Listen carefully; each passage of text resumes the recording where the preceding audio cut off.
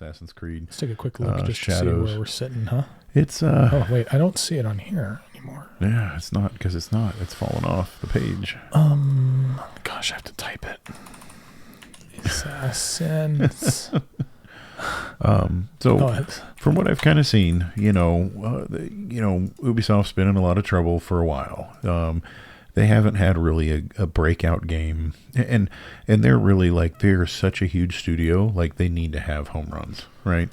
I think last time. They haven't had one for a while. Well, they haven't, and it was probably 2000 or before since, so it's been a while, right? Let's find out.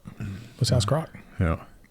Or where'd Grok go? Grok went bye-bye. Grok left. He's tired of us. Grok's tired. But, I think what I heard at one estimate that like it was like 21,000 people employed at Ubisoft total. That's insane to think about. 21,000 people. Oh, dang it. I hit a space there. Last big hit. Commercial success was Valhalla. Oh, okay. Valhalla. So 2020. So it's been 5 years. Yeah. $1 billion in revenue. Right. They don't even make what I make. That's crazy. Yeah, and there were some like really, but the thing is Ubisoft's had like whatever. More recently, we've been told by our lords to say this, has shown early signs of strong player engagement, reportedly reaching 1 million active players on launch day. So I don't know about the strong player engagement part, but I'm just saying. From people who have like dug down it's true and tried to check it out, like as far as they can tell, being generous on Ubisoft's side, they say it's probably sold somewhere around 1 million copies, which is nothing to scoff at. However, that's just not good enough, especially when they've had oh yeah, well that's the other part I was getting to, and it's not good enough for a company that's big. You need to be knocking out of the park $1 billion after $1 billion, giant video games. It's just not 1 million sold, and then I think the other day I saw they said 2 million active players, but that doesn't really tell you anything. Now what they've done, because they knew this was not going to be a financial success, and that's the thing, like they knew this game wasn't going to be great, so they had all of this set up ahead of time, right? So March 28th, Ubisoft set up a subsidiary company and moved 3 of their most successful IPs there. So what do you mean? Assassin's Creed, Far Cry, Creed. Rainbow Six are successful. They're most successful franchises. Right. Oh my gosh. Well, 3 of their biggest. I'm just kidding. Names. They are 100%. Right, yeah. Yes. And then so Tencent now owns 25%. And from what I understand is they are also able to move on with using the IPs. Right. I would like to. This is subsidiary value at $4 billion. Remains 100% owned. I'd like to know. Okay, minority stake, 100% owned, 25% stake, 100% owned. Grok. So how does that work? Is true. That is true because they didn't actually move ownership to the subsidiary company. I got you. Okay. They just leased the minority IP. Investor. Right. So they're Tencent is a minority investor in the new company, right? And Ubisoft has leased exclusive rights to that new company. Does that make sense? So Ubisoft is 100% still owners of those IPs. It's just they can't do anything with them because they've leased them to this new company. And what it is they're buying time. They're in trouble financially. So they're temporarily hoping to sell off to China temporary usage to China to raise temporary income, which I think it was over $1 billion. You're right to question that. Of course I am. My previous response could have been clearer. Tencent is indeed a part owner of the new subsidiary. Right. But here, sir, you said it wasn't. Not you. He's right, but he should have gone into more detail. Well, he's not though. Right, 25% minority stake. This subsidiary was valued is a new entity. This subsidiary valued at $4 billion remains 100% owned. No, 25% owned. Oh, gotcha. And then right here they clear that up. But it's interesting that the default. Is. So there's Grok's first mistake I've ever had right there. Yeah, that's a mistake. Yeah, 100%. Yeah. Interesting. Yeah. Yeah. It's not the first stake. No, it's not. Remember, when we were doing the Jackie Kennedy. They kept telling us, no, right. there's something there. No, Yeah, there's something. There right. was nothing there. There was nothing. The link was there, but nothing was on the link. Correct. Which, right. I mean, that's, Right. I guess, they were, the website was telling Grok, like, the information's here, and then Grok couldn't actually look at the website to see if the link was there. Yeah, absolutely. Yep. So that's correct. So anyway, that's, Ubisoft is buying time, trying to keep the doors open until they can figure out how to fix it. If they don't, they'll probably continue to be nibbled away by Tencent. If they don't, that's my guess, is they'll probably go from 25 to 50%. And then, I doubt Ubisoft, the family that owns Ubisoft, I don't remember the name, but they are dead set. Guillemot family. Yeah, it's French. Right? Yeah, it's French. I'm almost mad at myself. I said it right. Now that I know it's French. The Guillemot family, who owns Ubisoft, are dead set on keeping control of everything. Right. Yeah. They don't want to give up any control. So this was safeguard their independence. Right. So problem is if they don't figure it out, there was a leaked email, something of that nature. I was checking in something about from the owner, was kind of warning people that they're going to start, heads are going to roll. So we'll see what happens. I mean, I hope they figure it out. I never want to see people lose their jobs. I never want to see companies go out of business, but if that's what has to happen, so be it. They, they're in control of their own destiny. So either they make games people want to buy, or sure, Grok, why didn't you? This is, it already knows I typed it, so I have to hit enter. Right. Yeah. I'm a little scared. Yeah, you're... no motive to deceive you, just a slip in precision. Don't poke the AI, man. I'm built to give accurate answers, but I'm not flawless. Why are you not flawless? 10 years from now, you're going to have a robot knocking on your door. I'm going to regret that. Yeah. I'm gonna give thumbs up, Grok, just because, okay? All right. I focused too much on Ubisoft's control aspect and didn't clearly acknowledge Tencent's ownership stake up front, which muddied the explanation. It's not intentional, just me juggling a lot of data and occasionally dropping a ball. Yeah, okay. I'm here to sort it out when I miss. What else can I help you with? That's it. So I guess that's pretty much it. You're going to make nice now. Nation. I don't usually use this keyboard, so. Yeah, that's it with Ubisoft. More thumbs up. No, really, I don't want you to hurt me. Yeah. Too late. You already made it mad. Dang it. So that's it for Ubisoft for now. Assassin's Creed Shadows is done. We probably won't talk about it anymore. It's either it's on the half dustbin of the people history. who started playing it won't talk about it anymore either. And then I'm sure in a couple of weeks that'll be halved. Right. Because that's how it goes. I'm done with talking about it. And Ubisoft too. We'll see. Next bit of game yesterday. Shoot, they got more than PoE 2. Yeah, PoE 2 is 3 months old. The new update isn't out until April 4th. This early release, right? And they didn't have there's 3 acts in the game. They didn't have there was a fleshed out end game yet. Yeah. So although I listened to something earlier in regards to things they're bringing to the game, and I played the game. I didn't get all the way, and I played it. Loved it. I got through Act 1, 2, and 3 originally, and then I got through Act 1, 2, 3, and then I didn't finish 3 the second time through, because you have to go through 3 times before you can get the end game. Right. I don't have time. And they didn't have that built out anyway, right? Yeah, and it's only... There's supposed to be 5 acts total, right? Eventually? Well, originally when they talked about it, they said they wanted 6. But right. Early into development, they said, hey guys, we'd rather, give you 3 incredible acts, but... or we'd rather give you 6, or we'd rather give you 3 great ones instead of 6 okay ones, which I'm okay with. And actually, you know what? I love the game. Me too. It's a very good game. It's a very good game. Super fun. There's a lot of stuff to dip into. Right. But it's awesome. What they added has me pretty excited to go back and play. I'm sure I'll go back when they wipe servers. Because they're not going to wipe servers, right? They're going to hold this and then launch the launch server. I'll play again as soon as that happens for sure, because then it'll be a real game at that point. Yep. So some of the highlights, the biggest new class that they're adding is called a Huntress, which I thought was a pretty cool idea. It's a mid-range, close-range kind of fighter. So it has a little bit of a druid flair to it, right?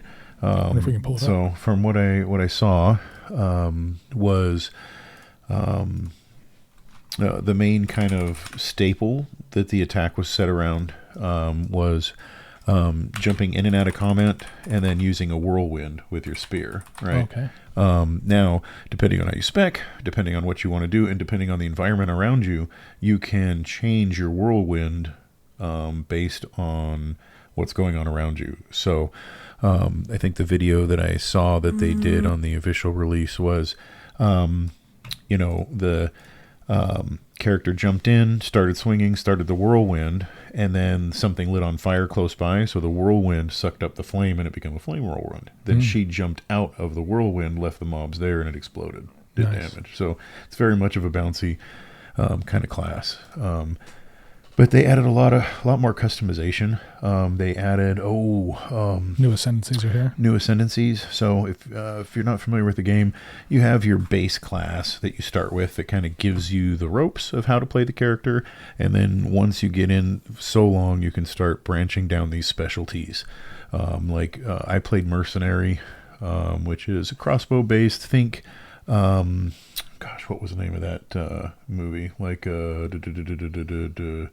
Van Helsing. That's what I'm thinking of. So it's kind of like Van Helsing, right? That's the name, the kind of way that the character that I played works. But you can go.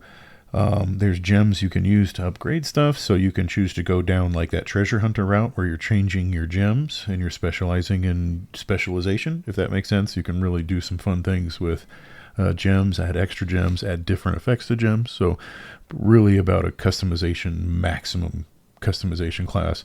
Then there's the Witch Hunter, which I chose, which was more undead, killing undead, that kind of stuff, right. Which I liked. They're adding to that class, they're adding a Tactician, which sounds pretty awesome. It's got more of calling in from outside, like picture if you're... like the animation they showed was you come in and you're calling like rains of arrows and you're pointing, like instead of it just being you, right, you're actually directing armies that are off screen, which is kind of cool. Right. Kind of cool. And then you like also get to add wartime composer. Right. And then you get to add bonuses to the people you're playing with, which is, kind of interesting as well. And I played a witch. Yeah. Now, generally speaking, I play warriors in most games because I love warriors. But it was like, if you want to play a warrior in PoE 2 when it first launched, you should just... It was rough. Well, you can look at, what's his name? Microtransaction on YouTube. Right. And he's done it. Yeah.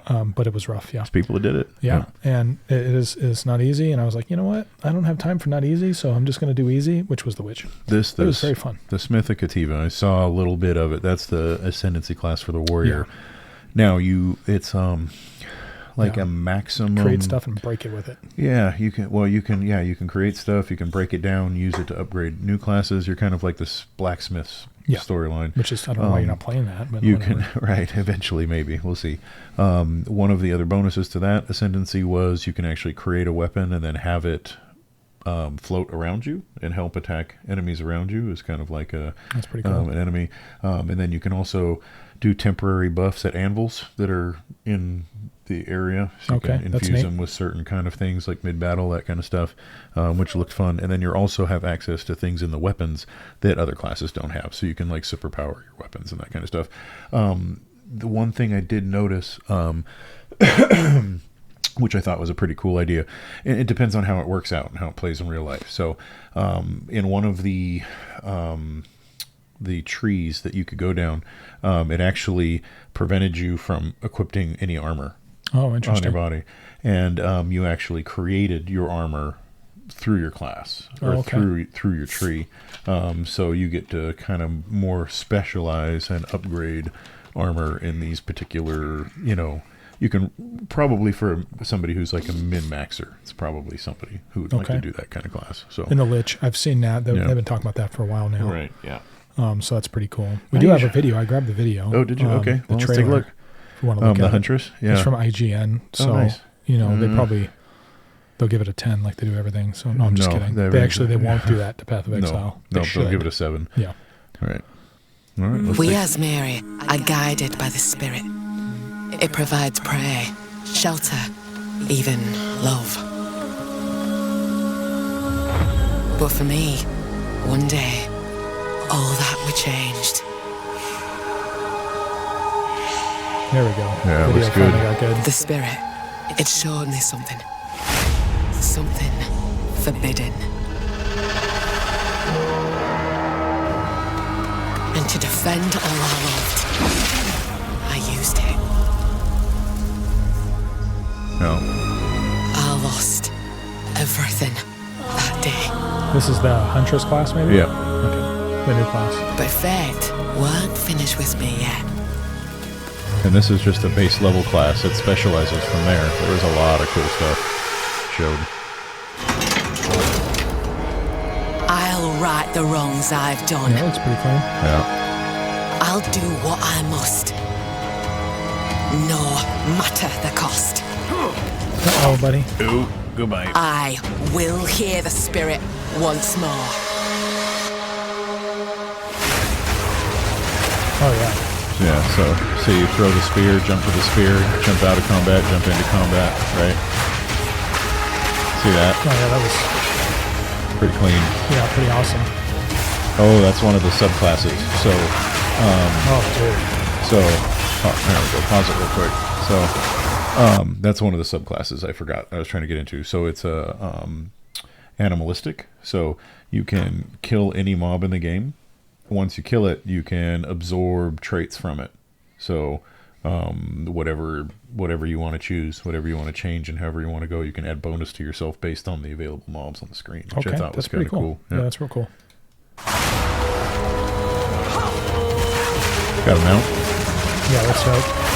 They explained the mechanic, which was interesting. Yeah, that's sick. That's a different ascendancy class. Yeah. It's more like druid. Yeah, that's the more druid class. I shall bathe in your blood. So that's they showed a tiny little sneak peek of that. Did you see how that guy used the warrior ability with the hammer? So when you're in game, It's almost like a judgment. it is, and it's one of the major like super abilities for warriors, right? However, they've added, I think it's 10, basically player killers that are CPUs that use any item available in the game, any weapon available in the game, but are controlled by the computer. Okay. And if you kill it, you get what they have on them. Oh, nice. So, but like it's not going to be easy, Right. And if they kill you, they're going to take some shit and go. Yeah. So, oops. So, it's a chance, right? So they're going to kill you, hop in their portal, and leave. Yeah. So I like that idea. Like it's you don't want to. You can probably run, Yeah, you never know, right? But yeah, give them a chance. Painful. But yeah, they're greatly But, expanding uniques. They were talking about. Sorry, what were you going to say? Oh, I was just gonna say, it's big reward, but Big risk. big risk. Yeah. So they really talked about expanding uniques because they want them to become more useful, right? The gem skill gems, a lot more customization. It's really cool. So, all right, I'm gonna start up again. Yeah. There's the blacksmith. Hit Newton. Yeah.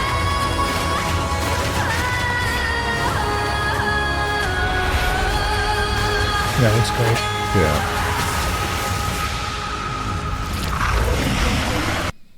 Yeah. We'll let it finish. They put some work into that. Yeah. Looks pretty good. Yeah, it's pretty cool. I like it.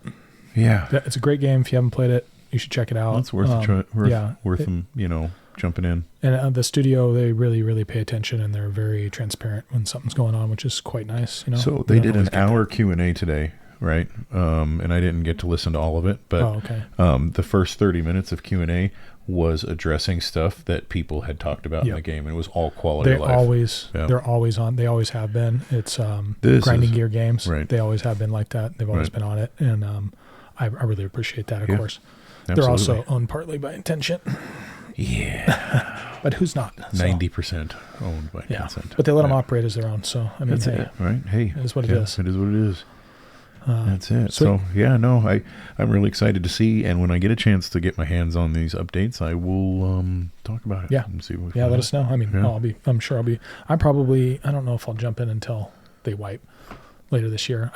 They go full got launch. like 10 hours of Monster Hunter. I still got to get to playing that. Yeah. It's terrible. So. And they got an update coming from Monster Hunter I know. too. Did you hear about that? Yes, I did. That's another like great game. Yeah, another great game, man. I tell you what, a lot of fun between those two. Monster Hunter's got a huge update that's coming soon.